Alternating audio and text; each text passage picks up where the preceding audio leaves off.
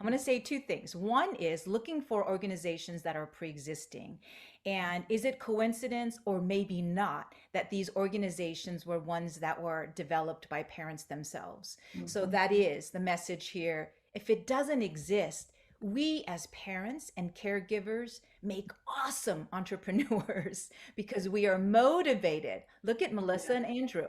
We are motivated and invested for very intimate and personal reasons. And Mhm. so I don't think it's coincidence that the organizations that I have found that I want to recommend to clients and that I also want to enlist my own children in are ones that were spearheaded by bold, audacious parents who are like, well, if it doesn't exist, then I guess I best build it for my kids and their friends. And I mentioned one organization, the Cinnamongirl, which is awesome. I'm trying to sign myself up to get involved professionally. I'm telling my daughter, okay, all right, move over. Now mommy's going to go because I want to do some work with Miss Renee. So organizations like that are for young girls of color and really, under the shared experience and mission of helping to grow a generation of girls who are leaders and powerhouses and bosses. And they do that through business, they do that through writing, they do that to sort of travel. And in those experiences, Melissa, you mentioned, especially for children, whether they're super young or even teens, having a shared set of activities, interests, or hobbies is really the golden ticket to genuine interests and connections that could be fostered. The other organization that I have really just had been incredibly impressed by is Heirs to Our Oceans, which is not local to the Bay Area, but it is nationwide. Actually, it's global, and a teacher of color recommended it for my kids, and I've been really impressed. And their job it's about climate justice. And we know that with the younger generation, one of the areas that they are most anxious and concerned about is climate change and climate justice across all racial groups, actually. And so this is a group of powerful young people who are advocating for climate justice that are represented across multiple continents. So these United States, North America, South America, Asia, and also Africa, and opportunities to have a shared vision and goal where they're working together. And the byproduct is lifelong friendships. And so that's been really beautiful. And that was also started by a parent. Can So you there repeat are, the name, Anastasia? yeah, heirs to our oceans. So Yes, heirs as correction. in Heirs.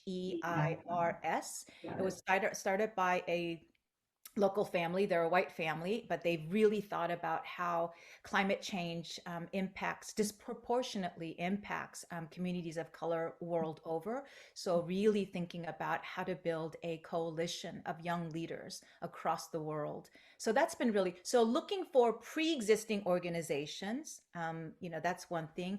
And then what I said earlier, if it doesn't exist, I don't know. I think we can and we should make it, create it.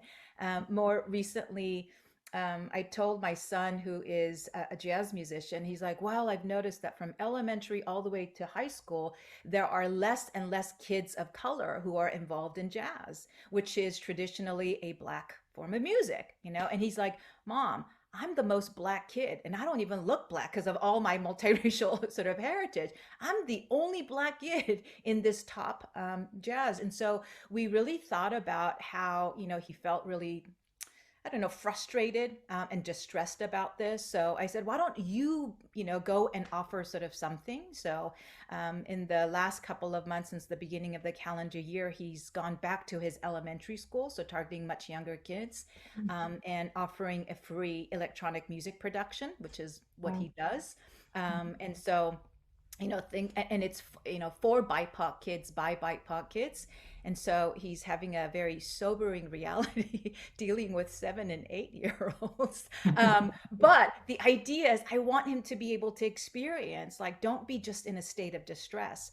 Let right. me and dad help you figure out what you want to do. And even if it has an epic fail, for you to just go in and try to build something, And now the person in the school district is like, great, Dexter, let me sign you up for this, that, and the other. So I don't know. I think cultivating opportunities where we get to put our kids who are so wise, not just our teens, but our little ones who are so wise, and embolden them with values that they can practice and translate in their immediate environment, I think can be fantastic opportunities that we can help curate and help support for our kids.